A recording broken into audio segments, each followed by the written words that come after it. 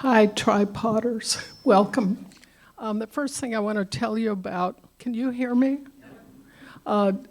St. Patrick's Day is Sunday, and at 2, there'll be live music here, live St. Patrick's Day music, ballads, rebel songs, and traditional Irish tunes with guitar. Voice, bodhran, fiddle, banjo, and more. It's free, so I hope you can come here. Our first guest tonight is Merilee Tanbara. She's the daughter of Dr. George and Kimi Tanbara. She is a third-generation Japanese American. Merilee's mother was also born in Tacoma, while her father was born in Portland, Oregon, and raised in Los Angeles. They were among 125,000 people of Japanese ancestry who were incarcerated during World War II. The two met at the Heart Mountain relocation camp located in the remote area of Wyoming. Merilee is writing a historical novel based on her mother's childhood stories, research, and interviews with family and friends. Her novel paints a picture of the now vanished and mostly forgotten Japanese community in Tacoma's downtown core of vegetable stands, Japanese gift stores, handmade tofu shops, hotels, poetry clubs, religious institutions, baseball teams, and a Japanese language school. Merilee?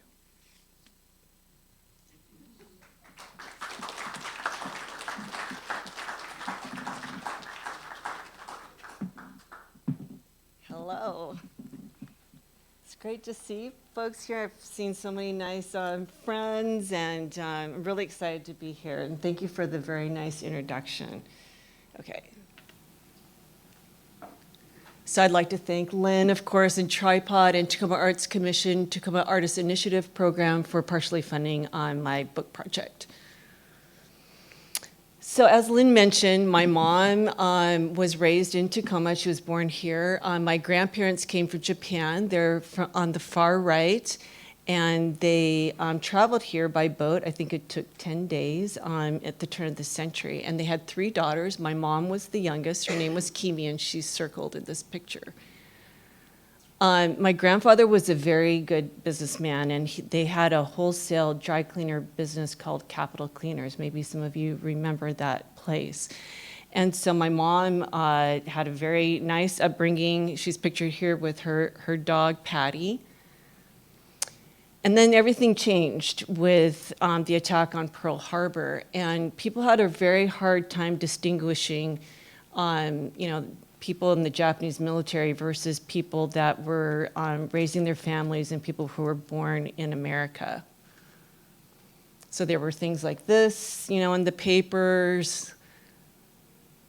And so in my research, I've been really looking at timelines, and it's been really shocking to me. So Pearl Harbor happened on December 7th.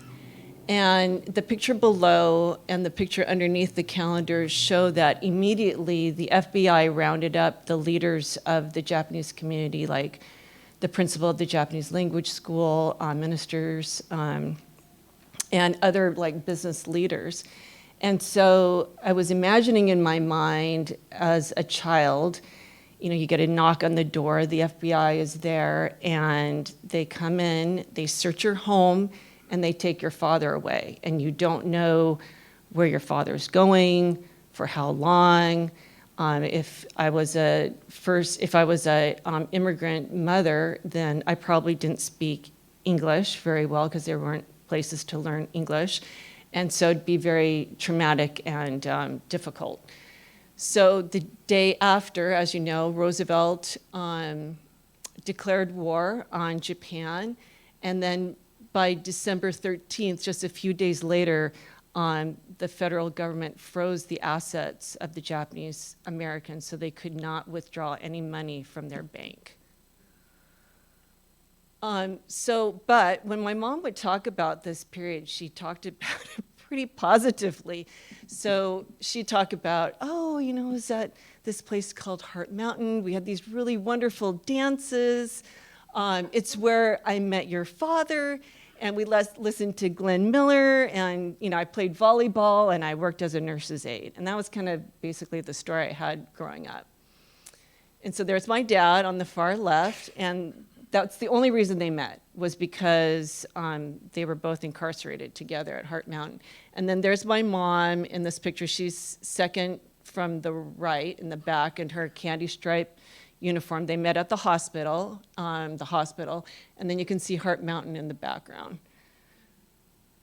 So after the war, they came back to their dry cleaning establishment. All the equipment was gone, so they had to buy equipment again. And when they went to the bank said, we have no record of your account. So they had to start all over. And so my mom talks about this time of working very hard, but I didn't really do the timeline, and I didn't realize until I did the timeline that she and her sister and her mother worked there, I think, for 7 years to rebuild, and they worked long hours. And during this time, my mom graduated from the University of Puget Sound. And then she told my mom and my dad at a letter correspondence, and my mom said, if you can get an internship at UW for, he was becoming a doctor, then I'll marry you. And lo and behold, he got his internship at UW, so they got married. And so he traveled from Minnesota, and he had never been to Tacoma before, and they got married. And so we lived a really comfortable life. Dad worked extremely long hours to provide that for us. He had to build his own practice. And we lived these dual lives. Here on the left are my siblings at Frederick and Nelson, sitting with Santa. But at our temple, our Buddhist temple on 17th and Fawcett, we learned about our culture. We dressed in kimono and ate Japanese food. And then this is a picture of my family, my mom and my dad. This was my mom's 91st birthday, and it was just a year before she fell, and then everything changed. And she died 6 months after she fell, and then my father died 3 months later. And I collected stories from my family and gave the eulogy at both of my parents' funeral. So. But then that got me kind of thinking, well, that's kind of interesting. I don't feel like I fully know the story of my mom and my dad. So it just happened to be that I found out about this Japanese American writers group in Seattle, and I joined and started writing. And so I thought about my mom saying little things to me like, oh, the temple used to be just packed with kids. And I'd be like, I just really wouldn't think about it. And then looking at pictures like this. So this was our temple is in the background, and it's hard to see, but in the front are the children, and they're all in these white ceremonial costumes celebrating spring.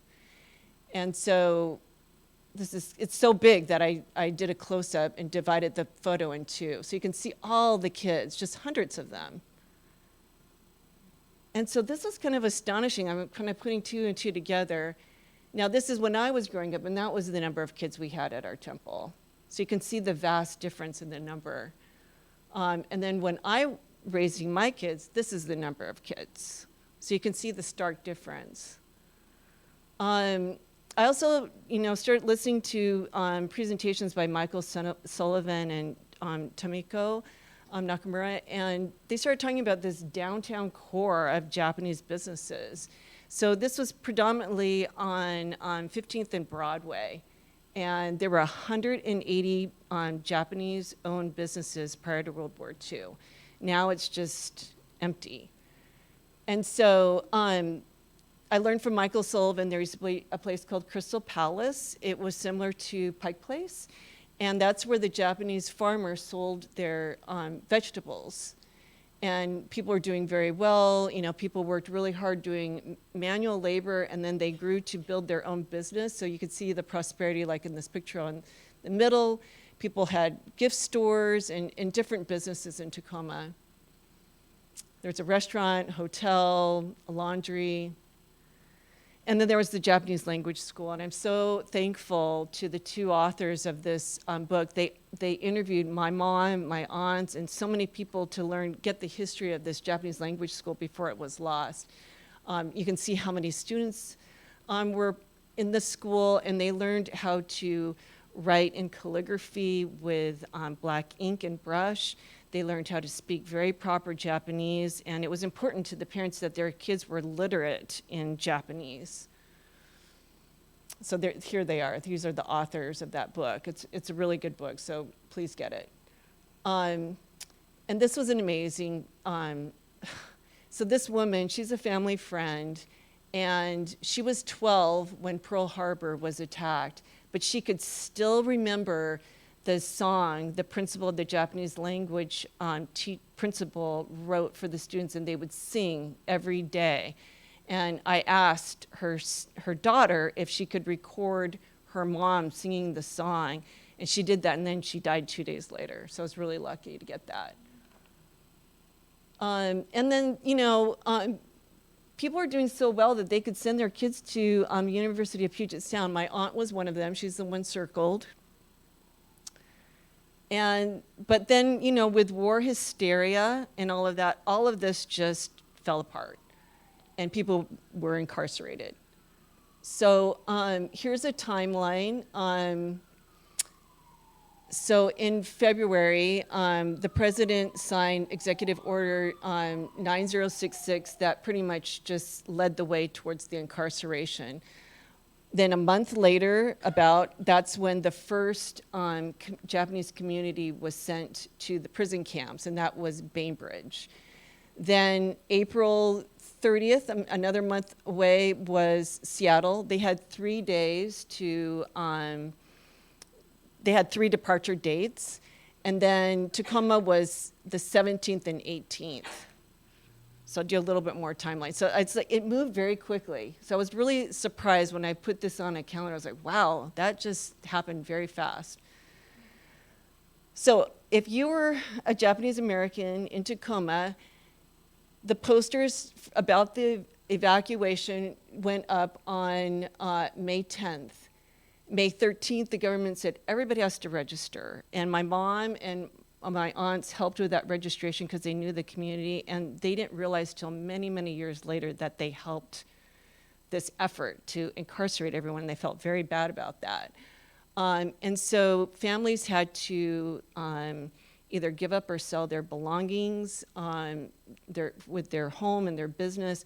One of our family friends said that when it was time to leave, they had all of their furniture, all of their dishes and everything in the house, and they just walked out the door. And so the 17th and 18th, they left. So you could see that they had very little time to take care of their personal matters. And they went to Union Station and they left, not knowing where they're going and not knowing for how long. So these are the students that were all at University of Puget Sound, so they had to give up their education and they weren't able to graduate. And then, I'd seen these photos before, but I realized it's like propaganda. The smiling faces of Japanese leaving Union Station, and just paints a totally different picture of really what was going on. So there were 10 concentration camps. And so my mom and her family were first at Tule Lake, and then they were moved to Hart Mountain. And this is a sense of, they're standing in front of a barrack. The only insulation was tar paper, and it was extremely cold in where they were located.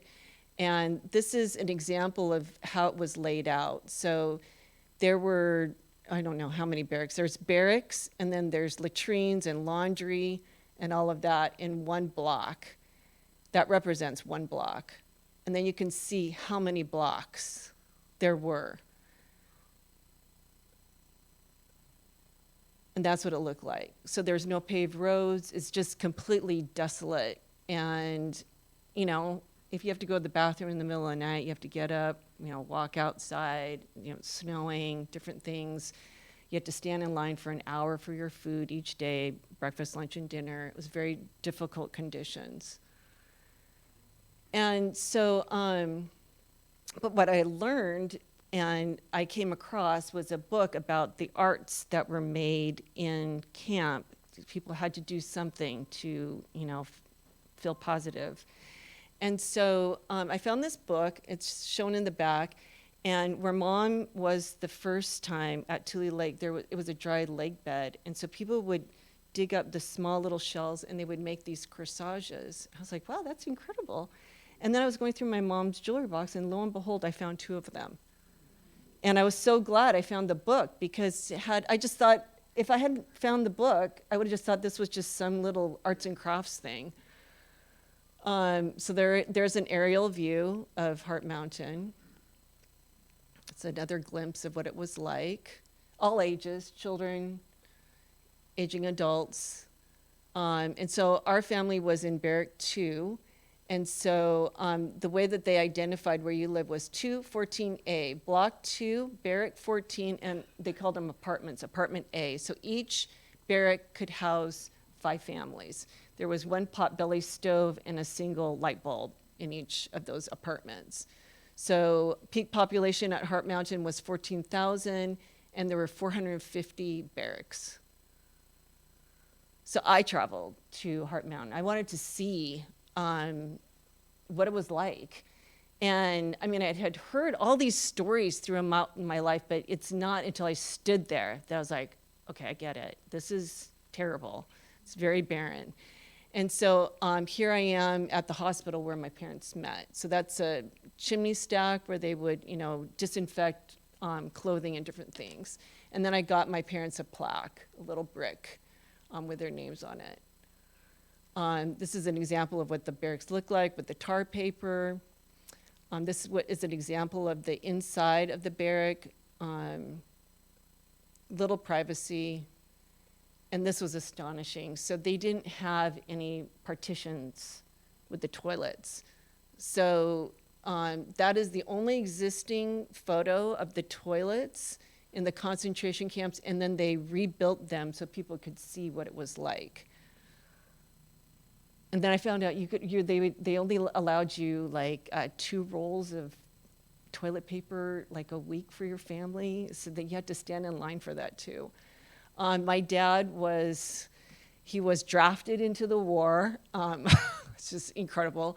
And so his name is on this honorary roll. And he was part of the military intelligence service. So they actually had people like my dad, and all those students from the Japanese language school became very useful for the United States government. And so they did the interpretation and deciphering of code, and they really helped aid the end of the war.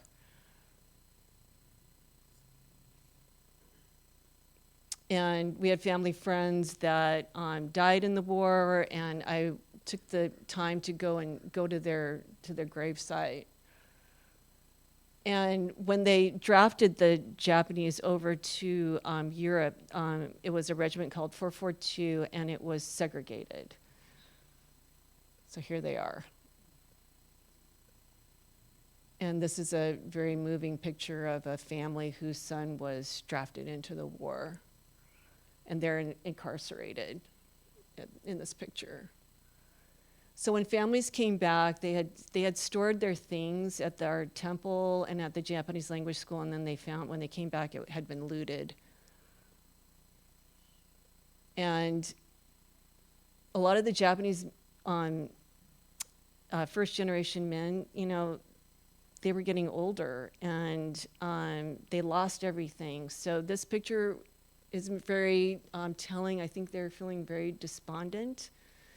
It's probably hard for them to get a job. A family friend, he owned a grocery store, and of course he didn't have his grocery store when he came back, so he had to sweep the floors at St. Joe's. And so I remember my mom telling me that at her home they had these beautiful peonies, and her mother would say, "You go deliver the peonies to the first generation men." And now I understand why my grandmother did that. So Reagan signed, I should know like all these terms, but Reagan signed something so that the Japanese who were still alive could get reimbursed for their hardship. So in my research, I'm fortunate to have the Abe family, and it's amazing. It's 4 generations of friendships that we have. My grandmother was friends with Mrs. Abe. My mom was friends with the daughter. I'm friends with the next generation, and then my youngest son is friends with the 4th generation child. And so Stevie Abe, who's on the far right, he's been telling me amazing stories about his father, who was also in the MIS in occupied Japan, and he's been very helpful.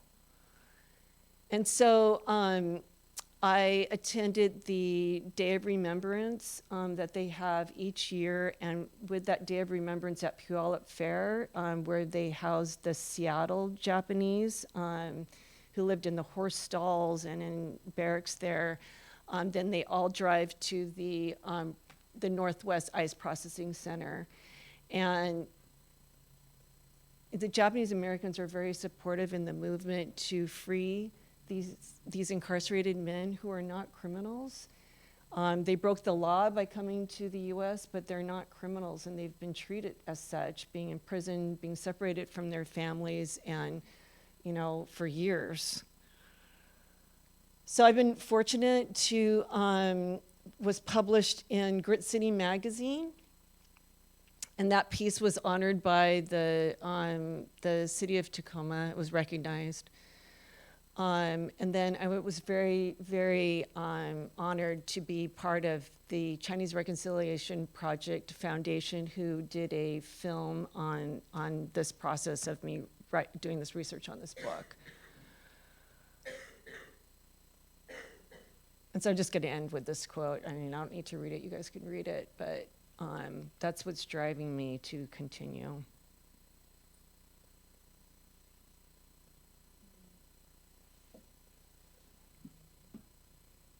Did I make my time? Oh, thank you. Thank you, everybody.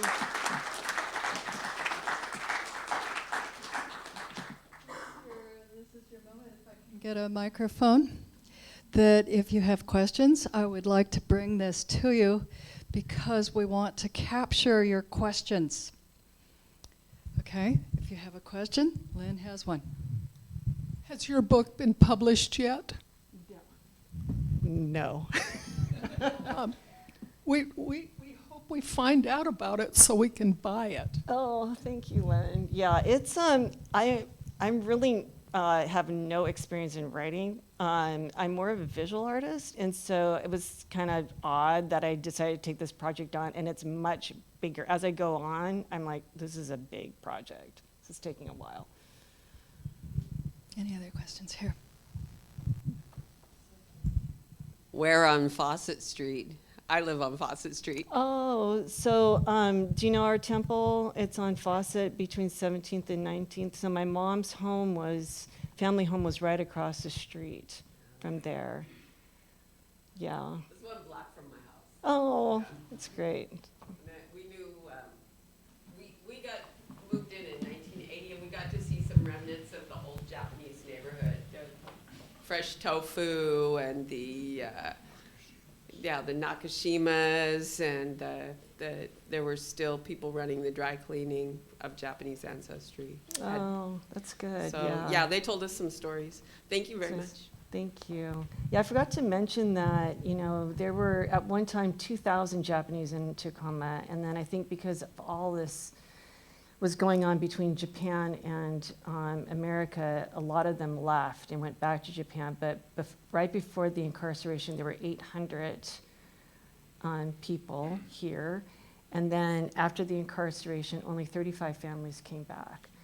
And it was just too hard, and it wasn't a welcoming environment. And of the 35, not very many stayed. So it was like us, our family, the Abe family, the Iketas, and some other people. But there's really not very many what we call long-timers here.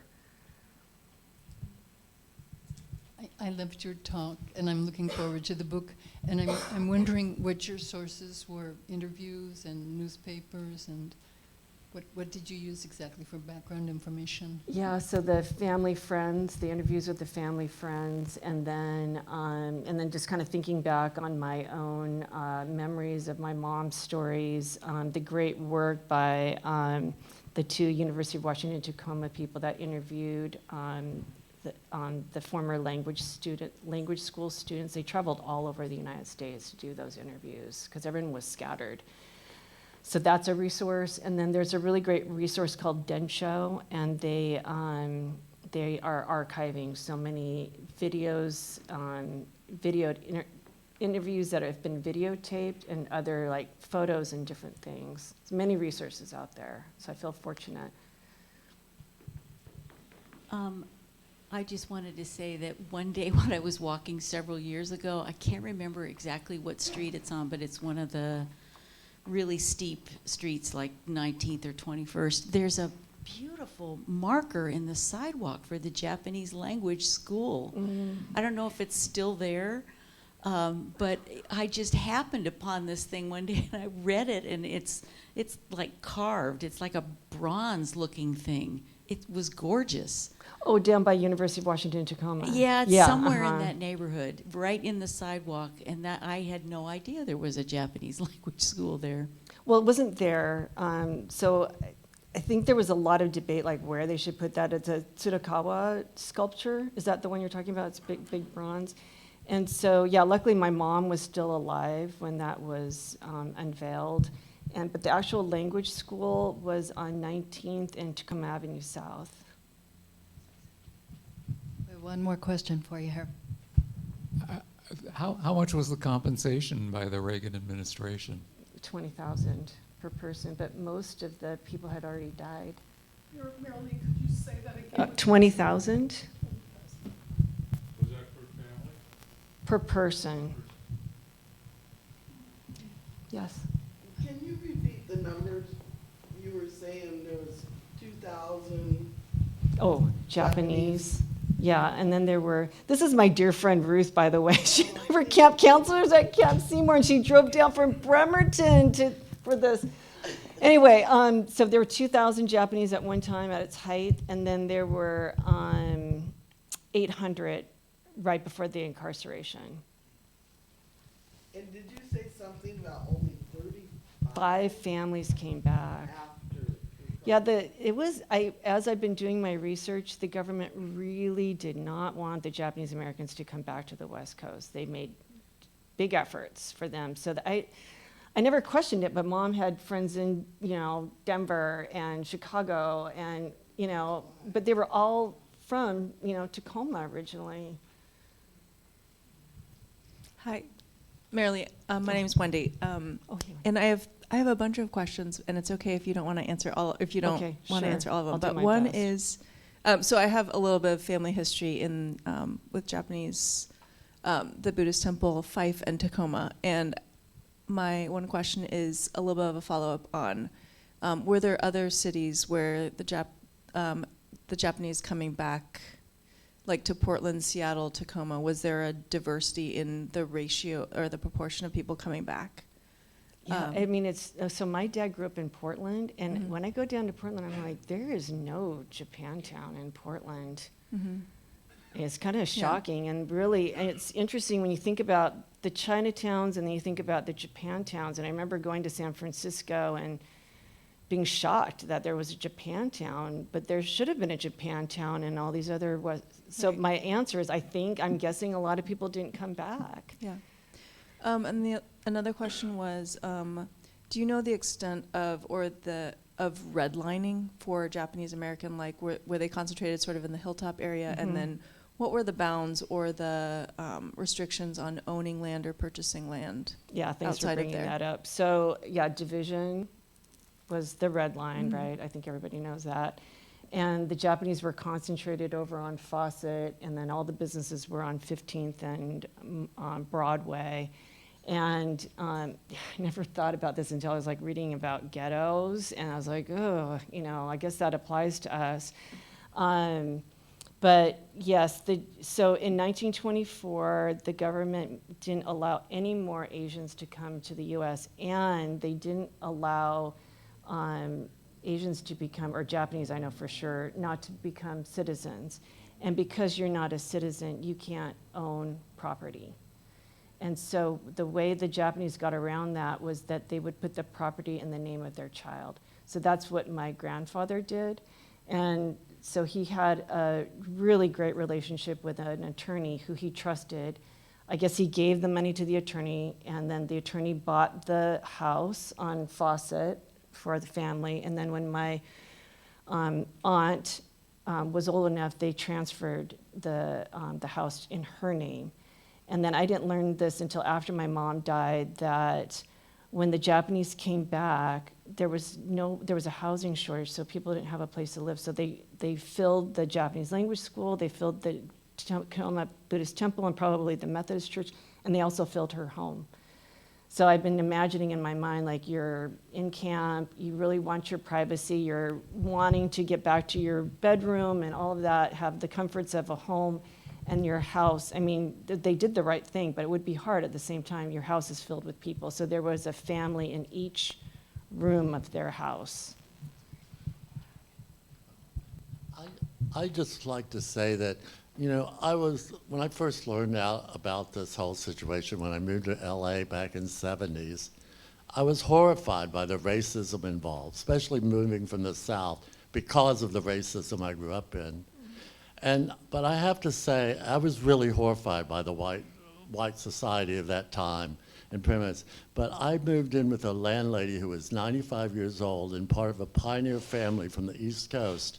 And she did tell me the story of how her father, when the incarceration began, their doctor was Japanese, and her father took all of his property, all of his money, everything, put it in his name. And when they came home, he gave it all back. Yeah. Not everyone did, but there were decent white people in that Absolutely, day. yes, Absolutely. absolutely. We weren't all total trash. No, there are definitely, and the writers group that I'm a part of, they're capturing those stories and putting them into a book of some of the great things that many non-Japanese did for the community. Merilee, thanks a ton. That was great. Oh, thank you, everybody.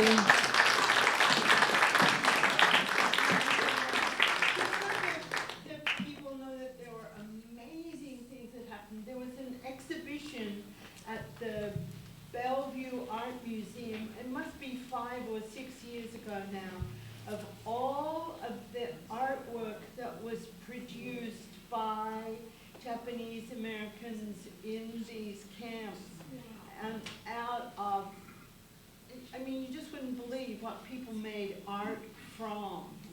And I think they were going to print it in a book, but it was just such an inspiring exhibition. Yeah, thank you. Thanks, Merilee. That was really fabulous. I wanted to tell you about next month's show. It's April 16th. I think that's the third Friday night. 19th. Is that right? 19. Yes. Thank you. April 19th, so write that down. And it's going to be Tinkertopia presenting, and Jessica Spring, who will do a show about her collaboration with Chandler O'Leary. And then also Beverly, who is with the Urban Sketchers, will do a show on these fine artists. So I hope you come to that. I want to thank Erik Perrohe. He's our AV guy up there in the booth. You don't know what he looks like or anything, but he's here every month on time doing the work necessary to show you these amazing presentations. And here's Anna Thurston, who is a collaborative helping to put these shows on. We ask a $3 donation so that we can pay our rent here, and we pay Erik, whatever that adds up to. So there are no honorariums. The speakers come and share their stories with you, just out of the kindness of their hearts and generosity. So the next speaker is Philip Red Eagle. He's born and raised in the Northwest. He's a writer, an artist, a metalsmith, and a carver. He is the author of Red Earth, A Vietnam Warrior's Journey, styled in mythical realism and now in its second edition, saltpublishing.com. He is also the originator and a co-founder of the Raven Chronicles, which I think you probably heard of, a journal of art, literature, and the spoken word from 1991 to the present. And it's currently based in Seattle. The Raven Chronicles is now 27 years old. Philip is an occasional poet who these days spends most of his time working with Tribal Journeys, a cultural movement using the canoe as a vessel for cultural renewal. Philip?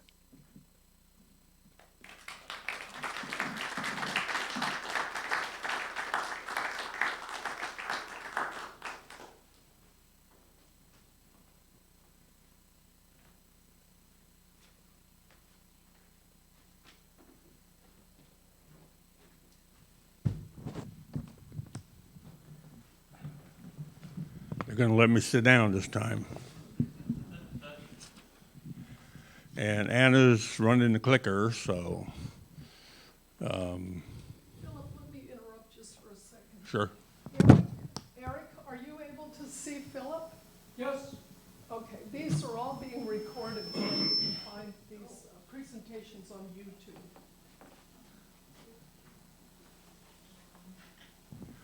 Okay, so one of the things I wanted to do first is to read about this, the origins of the sweat, which is a white buffalo calf woman, the origin of culture through prophecy.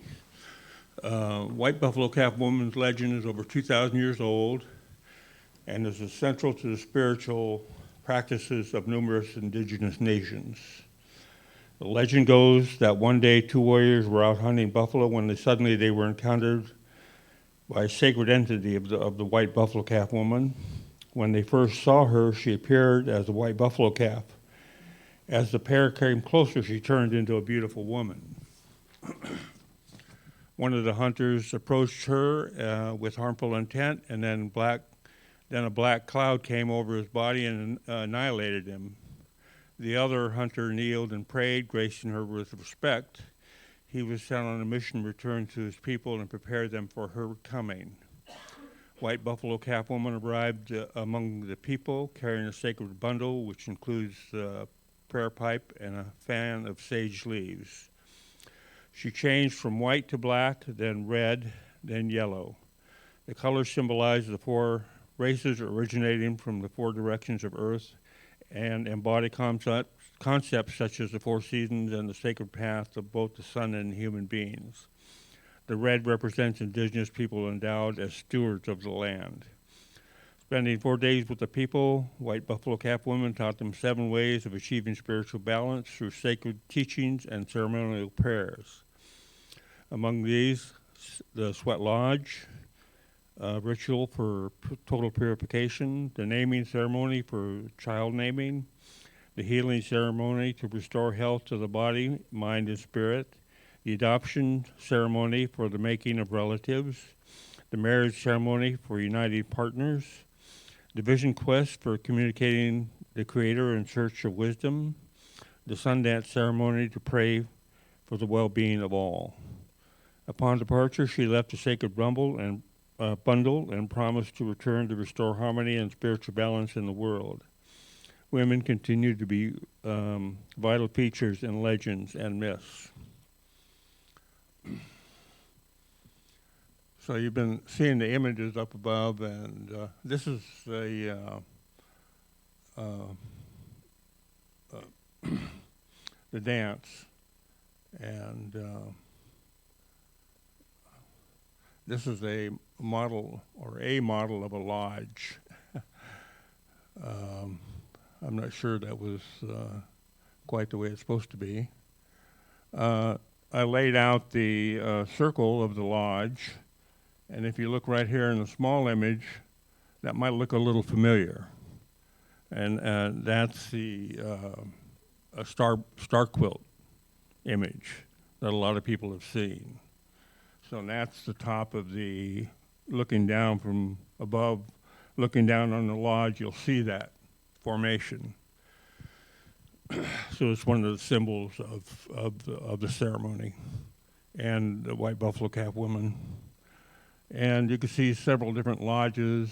Looks like the Southwest, and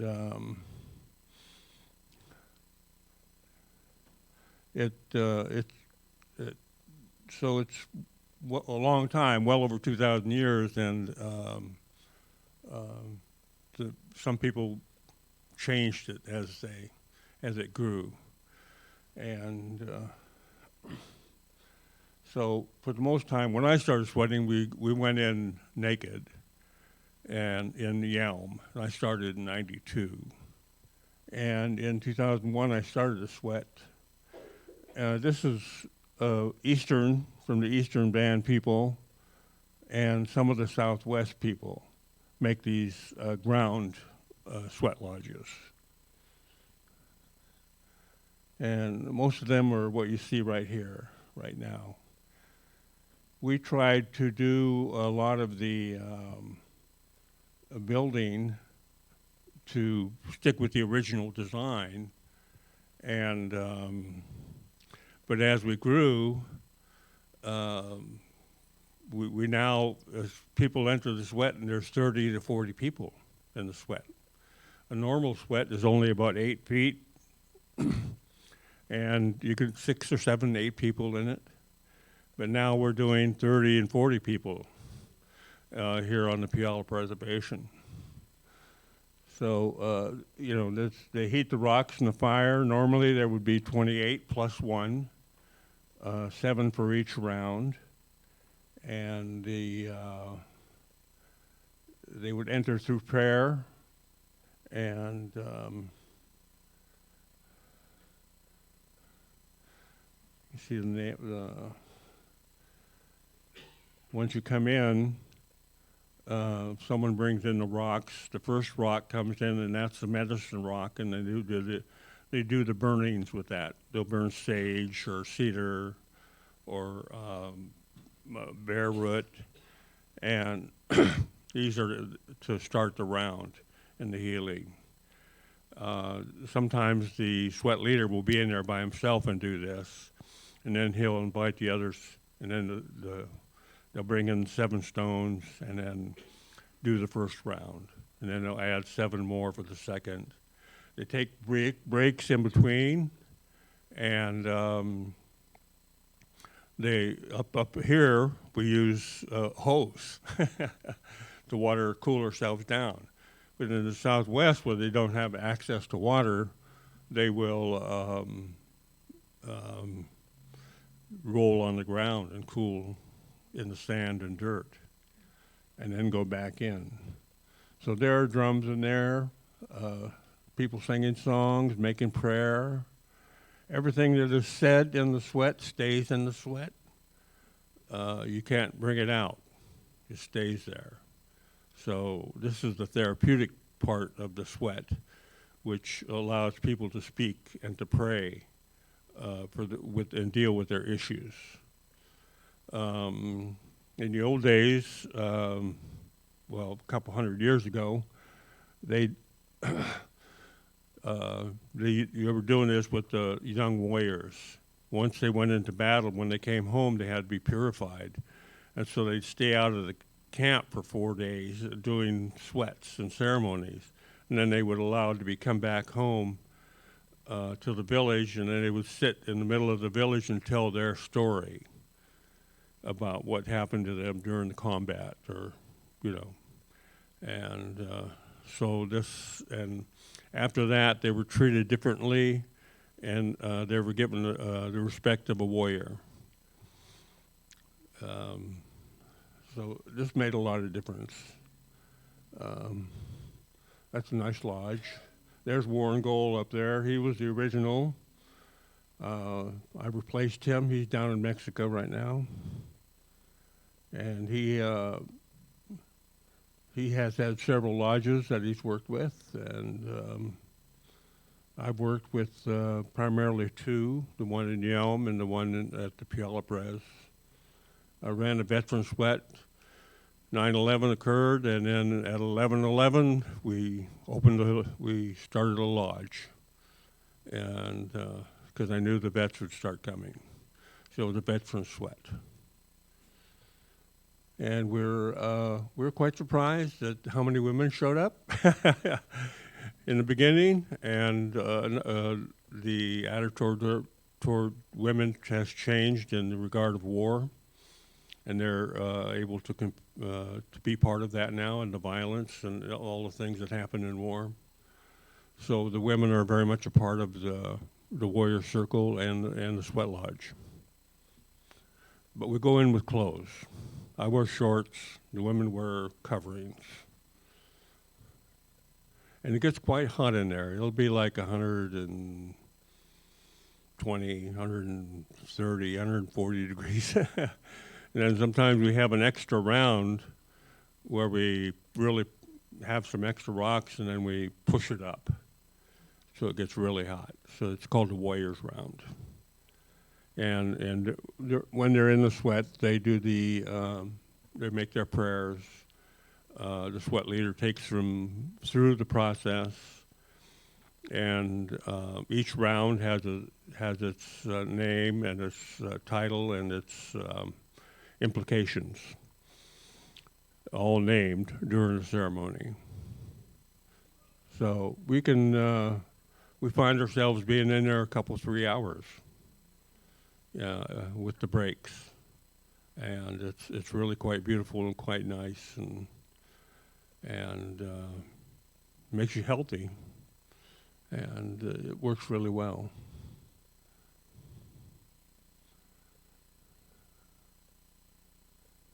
Okay, is that the last one? Okay. So I guess we're going to answer questions, right?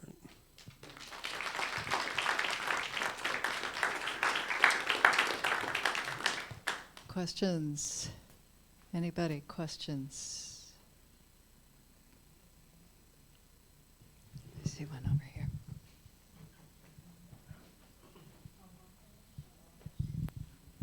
I was just wondering to the number, if there's a significance to the number of stones in multiples of 7.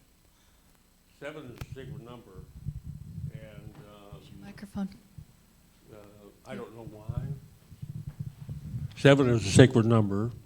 I'm not sure why. It's part of the process of 7, the numerology, probably.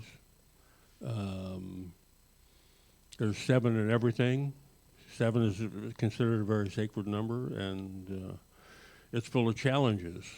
If you're in that mode of 7, you're going to be giving up a lot of challenges that you're going to have to work through. So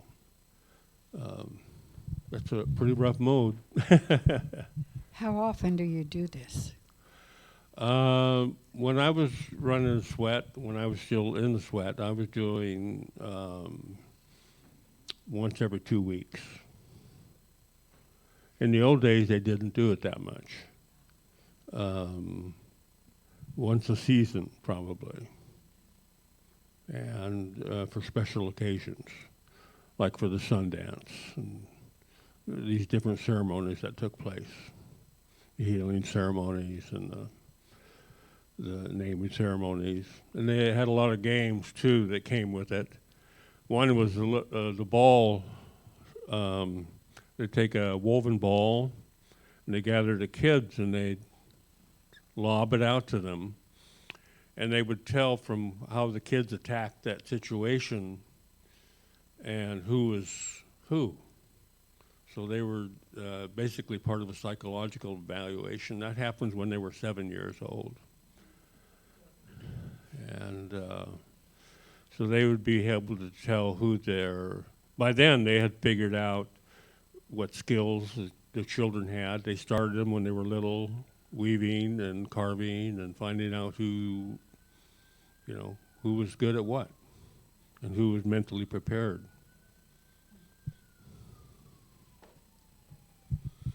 Thanks for waiting for me to bring you the microphone.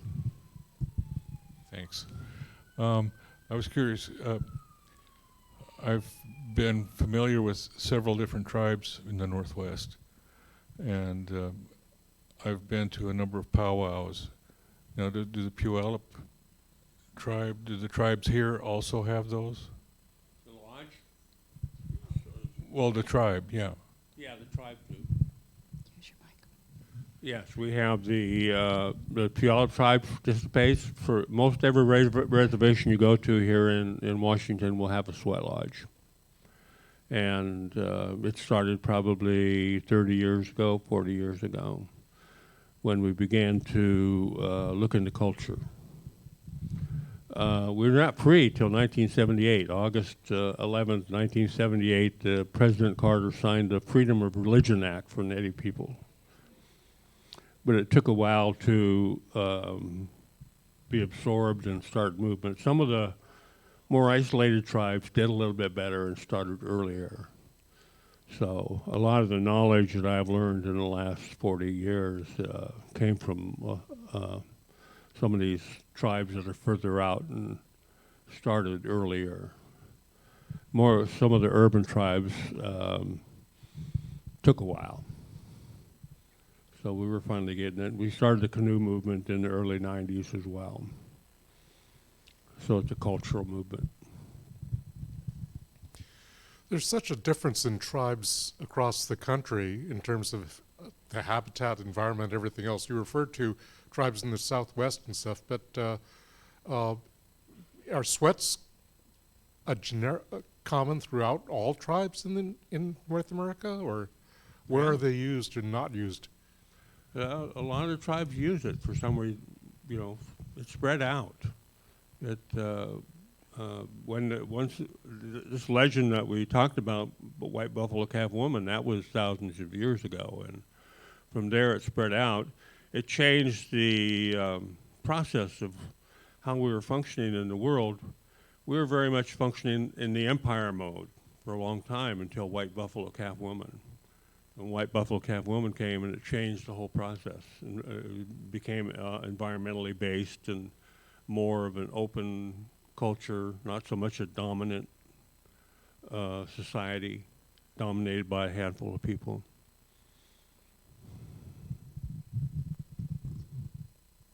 I think I noticed a picture of a book in one of the last slides. Was it a history of the sweat lodges? Was there a book? I have no idea. I've never read a book on sweat. I learned by being in the sweat, and the stories came through the sweat. So, and we meet a lot of people. The people who still hold the original bundle and original pipe. It's a family in Lakota country.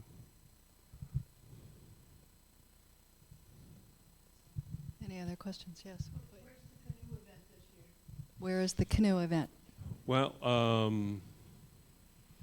at Puyallup. Yeah. They were planning on doing it in the Howsett on the west side of Vancouver Island. And the tribal council came forward and said he didn't have permission to do that. And I was kind of glad because it's only a village of about 1,500 people in the summertime. And when we were there in '99, we drained their reservoir and filled up their sewage system. So I was kind of glad for them that 10,000 people weren't going to come to the village. What's the date? End of July 19th, I think. Or is it July 22nd? Somewhere around there. Can you tell us where we can learn more about the canoe journey, please? You can go online and look for tribal journeys, and you'll find various sites in regard to that, and you could find one with the Puyallup tribe hosting, We've had, well, we've been doing this for a long time, and it's gotten a lot bigger. When Tom and I formulated a process based on traditional values and traditional system, that was in '93. We developed it, and then we exercised the process in '95 and '96. And in '98, Connie McLeod from the Puyallup said, we want to do a journey, but we want to use this process. Would you help us? And I said that I would get permissions from the other people who were involved, and they all said no. And I said, I went to Connie and said, I'll do it. So I make the copper ring and do the ceremonies, and we've done over 7,000 copper rings and several hundred copper ring ceremonies for the 10 rules of the canoe. So it's grown from 50 people in '95 to 10,000 people plus, you know, from 3 canoes to 140. It might not be as big this year. There'll probably be a lot of smaller journeys. And this is the youth paddle, so the youth are told to organize it, structure it, and process it. And the elders would stand around and be source of information to help them do it. So this way they learn how to do the process when they're young people. And I spent 2 years working with the University of Washington Seattle campus, developing a canoe family, and they joined the journey this last year, 2023. So. Thank you, Okay. Phil.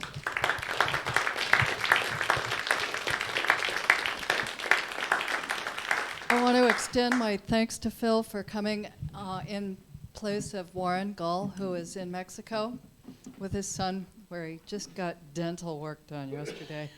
So thank you, Phil. And he's had his share of visits with the doctor recently. So we're very lucky that he was here today. I was in school with, in grade school with Janice Savoy and Joanne Hashimoto and Tachi Osada. So maybe I can make, Joanne Hashimoto is married to Alan Lau in Seattle. So maybe there's a connection. Thanks again.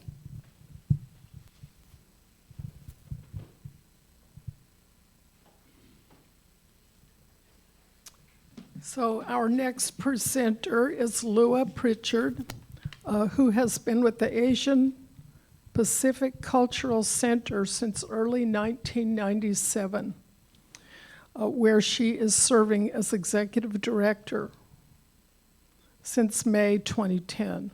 Does that make sense? Prior to this, in 2009, Merilee served for 16 years as the executive director of the Korean Women's Association. In total, she worked for the KWA for 19 years.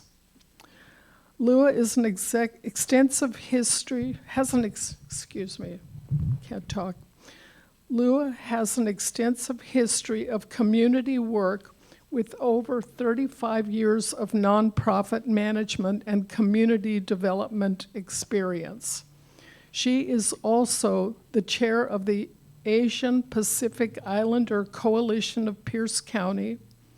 This list has about 20 things, so she's doing a lot of work, and I'm only going to read about half of them. An advisory board member to South Sound Housing Affordability Partners.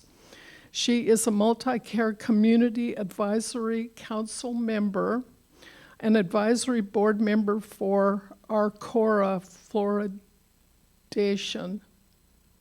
Maybe she'll tell you what that is, I don't know. A consortium board member of the Pierce County Affordable Housing Program.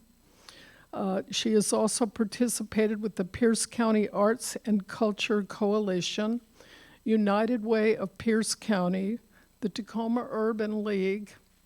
You get the idea. She's a really hard worker. She is an individual who has a great passion to help others. She experiences pride and joy while being part of community development. As important, she is also a very proud mom, grandma, and great-grandma. Lua?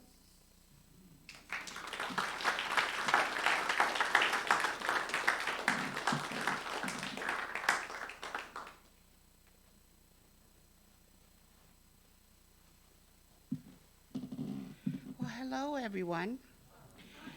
It is so nice. I came here, I think I was one of the first ones here, and I said, I wonder who's going to come. But I am so pleased to see all of you, and I'm especially proud of Lynn and her group for having such a great audience. I hear many times throughout the year. So it's wonderful, and I'm so happy to be part of you today, tonight. So I was asked, well, I think I was asked by my sister, Merilee, who was your first speaker today. I got an email and said, would you like to be a speaker at this session? And because Merilee was asking, I went ahead and just said, yes, of course. And then when Lynn was trying to get me to get my stuff together, I was wondering, should I do this or not? And how much work is it? So, but anyway, I was happy that I was going to speak tonight about my country, where I'm from, who I am. Asia Pacific Culture Center represents and teach and showcase about the 47 nations that make up all of Asia and all of the South Pacific. So Samoa is one of them, and Japan is one of them. And so tonight we're going to talk about, and by the way, how you pronounce my country, it's not Samoa, it's Samoa. Samoa, there are two countries that make up Samoa. Yeah, so one is American Samoa, and one is just Samoa now. It used to be called Western Samoa, but now it's just Samoa. And Samoa is now also, just recently, 1 day ahead of us in American Samoa. So, you know, 1 whole day ahead of us. And we're only 45 minutes apart. Yeah. So American Samoa or Samoa, it takes you from Washington, it's 5.5 hours plane ride to Hawaii, and then 5.5 hours plane ride to Samoa or American Samoa. Yeah, so that's how far we are from America. And American Samoa government is it implicates the American system. So it has a Senate and a House, and with the governance and so forth. And most of our income for our nation is from America, because American Samoa is one of the important bases for war zones. That's the reason, that's the treaty between us. But Western Samoa used to be governed by Britain, but then became independent. So they're independent for many, many years already. So they have a prime minister and we have a governor. Okay, so Samoa, here in Washington, we have over 20,000 Samoans, and majority of them are in Seattle, and the second majority is here in Pierce County. So, and Tacoma School District has most Samoan students than any of the other schools here in Pierce County. So Tacoma used to have a very low graduation rate, and mainly because a lot of the Pacific Islander students and Southeast Asians and South Asians were not graduating, and of course blacks and Hispanics. But a lot of it was like Pacific Islander kids were like 54% graduation rate, or even lower at some point. But because of the work of Asia Pacific Culture Center in the past few years, since 2010, That's why the Tacoma School District graduation rate's been going up. A lot of that work has been with the Asia Pacific Culture Center, working with our Asia Pacific kids. So one of the things that we do at APCC to help students in school, and now we're in 7 school districts. A lot of our kids, Samoan kids, were born here. They don't know their culture. And a lot of them, we find out that they're lost. They don't know who they are and what a true Samoan culture is all about and what a true Samoan is about. A lot of them grew up here in America thinking that the Samoan is known by the fist. It's how tough they are. But no, Samoa is all about honor and respect, which is mostly our cultures in Asia Pacific countries. So what we try to do here is we try to teach them. So one of our cultural days, because our goal at APCC is to have each of our nations have a cultural day. So Samoa has a day, cultural day, for the past 14 years. This is our 14th year. And the reason why we started those things at APCC is because it's mainly for the young people to teach the young people who they really are. So the cultural day of Samoa is very important. So we try to use it's now a week. It's Samoa week. So it's every last week of July. And if you want to learn more about us, please come. And go on to the website of APCC and look at the schedules and where because we have them in different locations. So one of our activities that we teach our Samoan kids is how we grew up.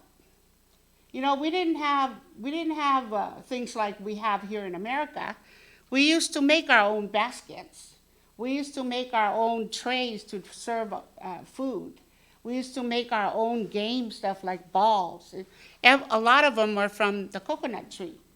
So a lot of our kids don't know, and so what we do, we teach the kids what we have done when we were growing up as young kids, as true Samoan culture, before World War II happened. Because when World War II happened, America came. Yeah, so they came with commodities, you know, all the sugar and the flour and all that kind of stuff. Because before World War II, we only ate from the ocean. Every day we ate seafood and the plantations food stuff. But we rarely killed a chicken or a pig until Sunday, or a ceremonial stuff. But we ate mostly seafood, and then we didn't have sugar, yeah? We didn't have flour, we didn't have oil. So salt we used ocean water. And then sugar the only sugar we got was sugar cane and also the fruits that were dropping on the grounds all the time, and we had them all the time, every single day it was available. So we were very, very nutritiously, healthy before World War II. Yeah, so when World War II came, everything changed. Yeah, so, and then of course, what we did was we loved the American stuff, but we also miss our stuff, so we have to eat our stuff too. So that's what happened. So now that's the reason why you don't see fit Samoan kids and all that kind of stuff. So we have to deal with McDonald's and everything. So we do a lot of these activities. We also, we have to teach them how we used to eat. We used to eat bananas. So bananas, taros, because we didn't have bread and we didn't have potatoes, because potatoes are not ours. So our starches are banana, taro, and breadfruit.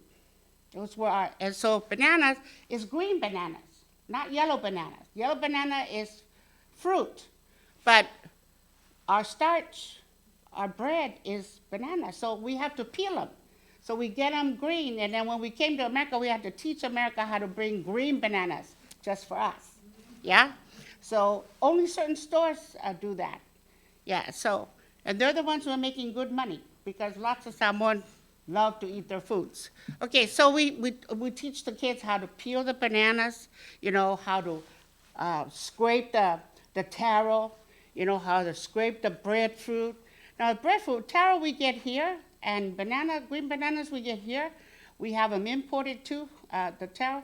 But we have to, we rarely import the breadfruit. They do come, but only once a year or so. And they're very expensive when they come, because, you know, it's rare.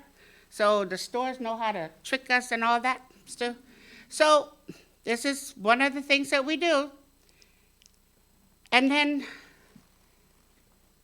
one of the greatest things that APCC has done is to partner with the ministers. So in Samoa, we are divided in villages. We're divided in villages. So we don't have villages here in America. But here in America, we have churches. So the churches become our villages. Yeah. So even though they're all communal beliefs and so forth, but those are the villages. So we ask the ministers to come and be our leadership in our community gathering and bringing people together in our events, because they're the ones who have the people go to them for churches, so they're the village. So without the ministers, we can't have the village come over to the events, right? And be a part. So the churches come. When we the first of the week is to pray. We have to pray for everything that we're going to do. So the churches come. Look how big they come. So we have like 15, 20 churches come. And that will fill out an auditorium real quick. Yep. And we sing songs and we pray, you know, for the whole week. And we're great singers, by the way. And a lot of our singing is without the piano, it's a cappella. And you should see it. So not only that, we have dancing. We're good dancers. We're great dancers. So in the South Pacific, you can tell which South Pacific island is which by the action of their dancing, you know? So, and look, all kids. The kids also learn how to dance and the other thing that's good about singing, they get to learn their language, because they get to sing the songs in their languages. And one of the greatest things about our churches is we get to train our young ones being speakers. So that's how I became a speaker, is through the church. Because every October of every year, we have a service that's just for kids. And the kids do all the sermoning and the teaching while the parents sit down and listen. And then afterwards, the biggest treat about it, afterwards the parents are supposed to feed the kids very well. Anything they want. And there they are. So that's one of our ministers. So Methodist Church is Reverend Seui. And great thing is too, you don't want to just pick any minister, you know, because you want to pick the most successful ones that have big churches and are very successful in their deliverance. This one is at Mount Tahoma High School.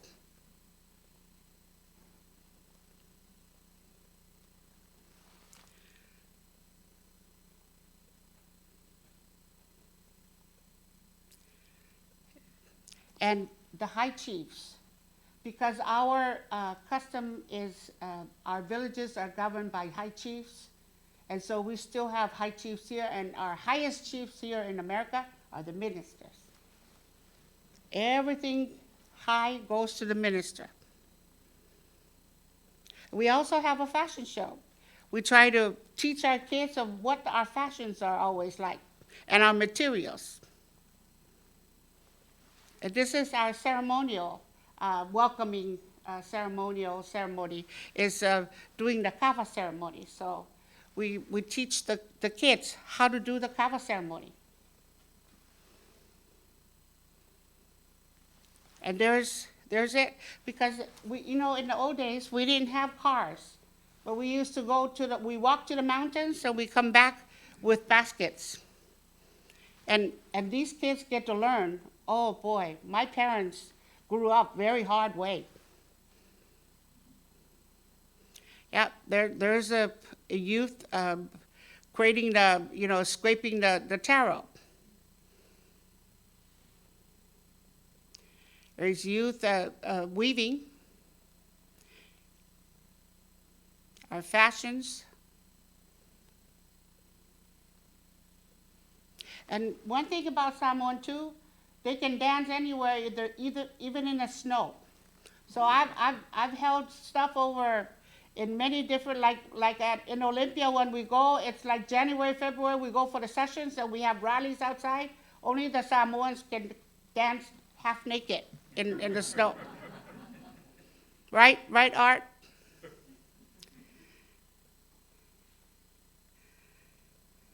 We have some beautiful fashions. That's one of my grandchild.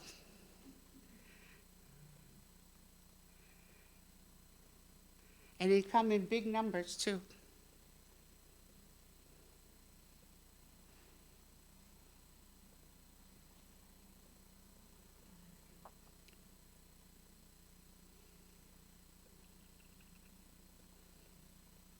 This is all in Mount Tahoma field. And we also have created a cricket game. And we now have cricket games over at Mount Tahoma. The Tacoma School District given us that piece of land in the back there behind the baseball field. And so we have cricket throughout the year, so it's from February to August. So we have, like this year, we have 20 teams. So 10 women and 10 men. And so they play, and a lot of young kids are playing because they learn how to lead and they learn how to be with each other, help each other, and play sports, have good sportsmanship. So a lot of that is, it's all about our people coming together to really learn how to be with other people, learn how to be good, learn how to respect each other, and learn to have honor. And that's what it's all about, is for us to teach our kids those very important ways, not the power of the fist and the body, but the power of the heart. So, and that's what Samoa Cultural Day is all about. And all the other Asian countries and other islands too are doing all their cultural days as well, because we want to teach others that we're not about violence. You shouldn't hate us because of your whatever you think we are. And to love our foods. We always have to break bread. Food is our common bond. So, to love each other. You all love our foods anyway. So, yeah.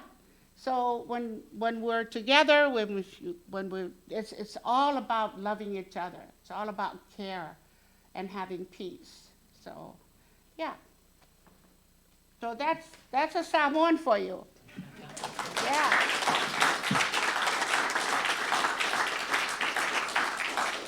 And if you ever want to go there, it's a little over 2,000 round trip. That's why I don't go as often.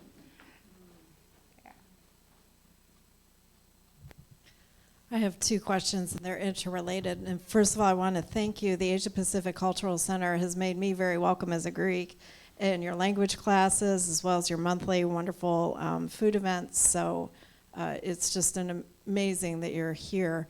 So one of my questions does every county have an Asia Pacific Cultural Center? No, is this something? It's the only one. Yeah. It's amazing that you have the here. only one in the whole United States. Oh my gosh. Yeah. The only one that brings us all together. There are many different countries and their own, like Chinese Cultural Center, Japanese, temples. There are many separate different countries and their own thing, but there is nowhere where we all come together. That's what APCC is. Well, how lucky we are to have you here. And as a Greek, I totally understand the Greek culture for, my grandparents that was carried through the churches. And I was wondering what you think as churches decline, how do we continue to carry our cultures when they're carried through the churches primarily? Well, that's our biggest fear now because of our children, our children not knowing the culture and our children not being, with the churches, and because they all have different feelings these days, So we try to talk to the parents as much as possible. It's that family thing that we need to continue. That family, and that's our common denomination for all of our Asia Pacific countries, is our family. Family is very important to carry on. And so what family does together and what family stays together and keep together, and we always say pray together, So that's the common bond that we need to carry on. Yeah, and that's why a lot of our kids too, when they run away from home, they run to gangs, because that's a family. That's like a family. They're like a team or group, because we're family oriented. So yeah, they don't want to. They're afraid to go by themselves.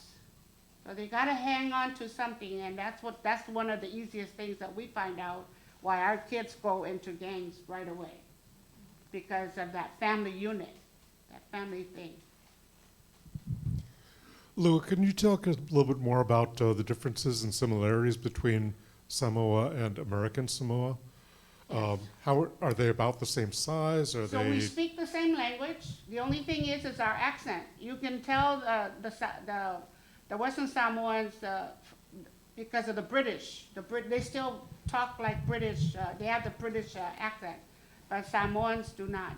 We more like, they say we have the American accent. So, and we same culture, same structure of families, same chief system, except we have a governor and they have a prime minister. But everything is the same, and you can't tell us differently either. So we're all the same, and most of us are families, are related to each other. Yeah, a lot of us it's like the Pritchard. The Pritchard family started in Western Samoa. Yeah.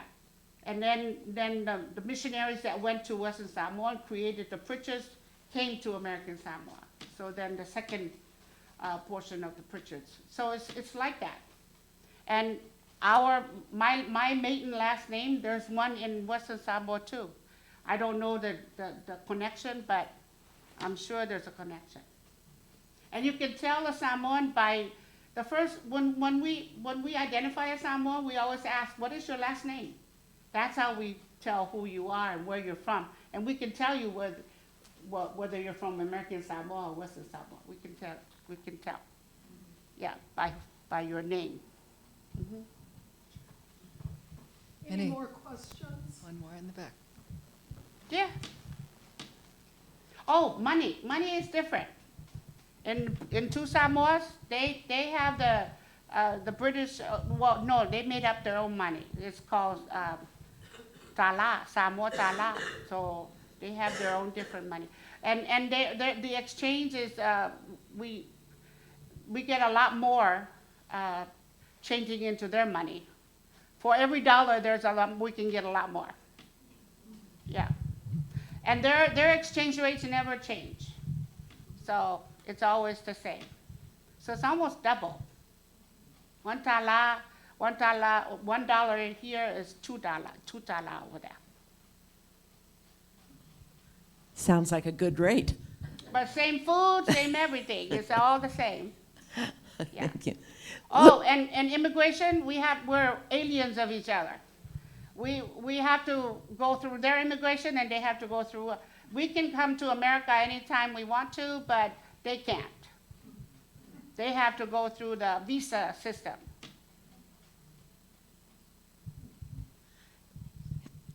Loa, my question was, what brought you and most of the Samoans to Tacoma? Oh, so my husband, the Pritchard family is the pioneer Samoan family in Pierce County. So they lived in Lakewood because my father-in-law was in the Army, and they bought their first house in the 1950s. So there were the Pritchards there. So my husband grew up here, and this was his home in Washington. But me, I grew up in California. So I went back to Samoa. He went back to Samoa. We met there, and then we took care of my parents because that's customary that the girl, takes care of the parents. And then I made sure I was marrying the guy who was going to agree to it. He was born and raised in America, so he's very American. He's an American boy. So he went back to get a wife, Samoan wife, learn Samoan language, and get a business there. Well, he went there, became a teacher, which is how we met.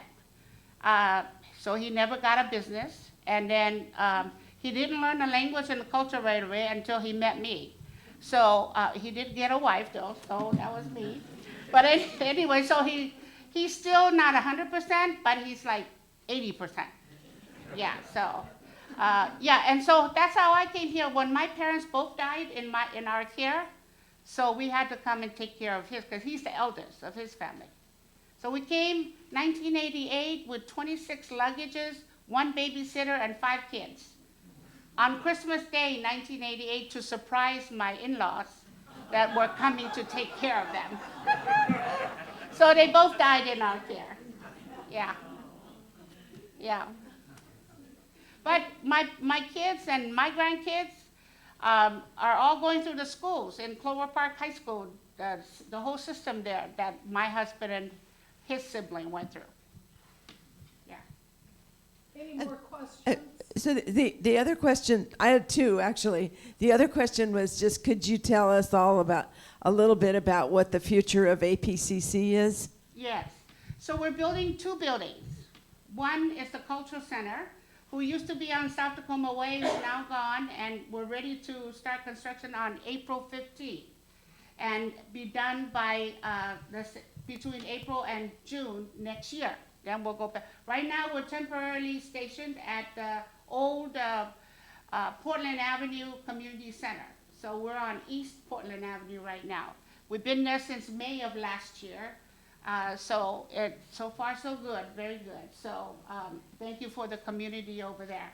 And then on 38th and G, we're building 78 units of senior low income in partnership with Low Income Housing Institute. So that's a $39 million project, fully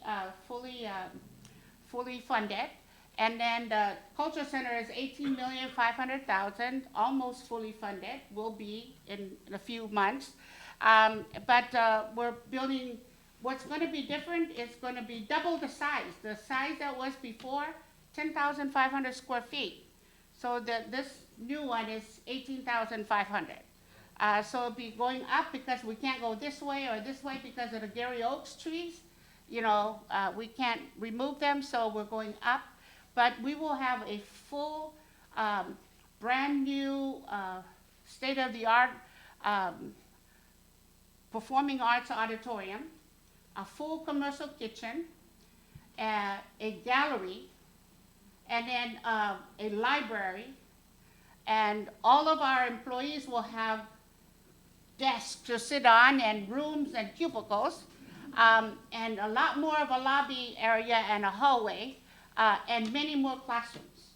So that's our new cultural center that's going to be. But when we open that, we're going to start a culinary program, Asia Pacific culinary program, in partnership with Bates and Clover Park Technical College, and an entrepreneurship program that will go along with it, so we can, those who graduate from the culinary program, we can help them have restaurants or businesses like trucks or stuff, things like that. And then we're going to start a night market as well, Asia Pacific night market. So we're really trying hard to maybe have the night market open when we open. So we will have a full day of celebration. I hope it works out. But anyway, that's our goal and new goal. But you have to know, we are in schools, inside of schools, kindergarten to 12, now 7 school districts. We are there every single day, and making a huge difference there. We are inside of colleges. Many different colleges hire us to do many different performances and also partnership in their diversity programs, talking about all the different countries, because we have 47. Can you believe it?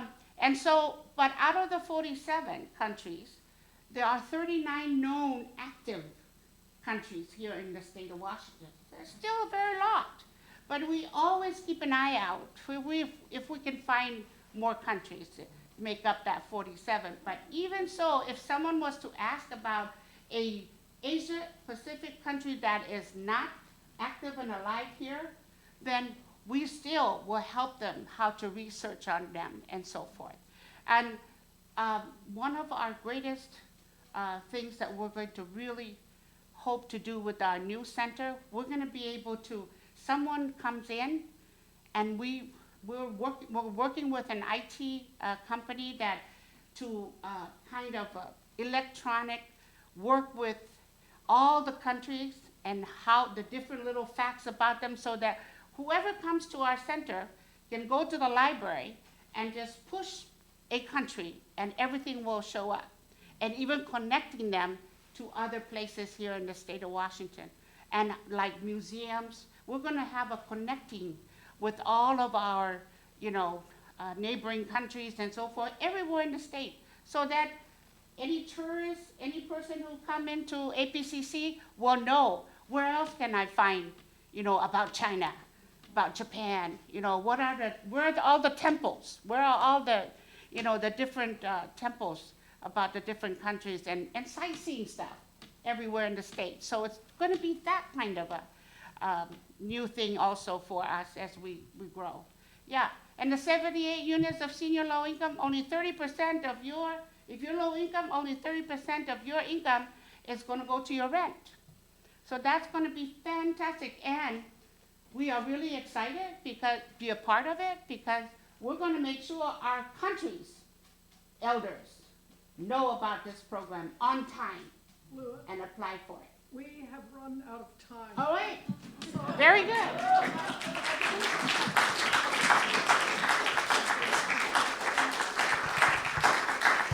And then I just want to recognize, because it is customary I do that, I have an advisory board member, Art Wong, and I have a board member here, June Sekiguchi. Oh. So thank you. Yeah.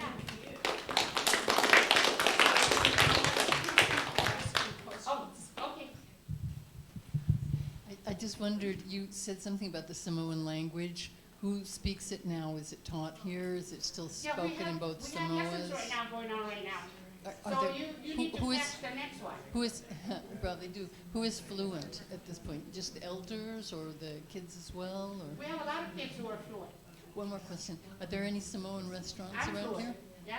Samoan restaurants in Tacoma? Oh, only Not yet? delis. Okay. Yeah, Stephen and Sons in Fife, Fiola in Lakewood.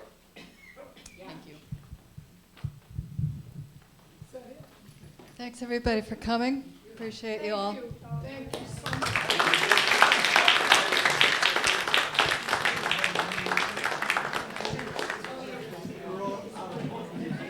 Thank you for coming. We'll see you April 19th for the next show. Thank you.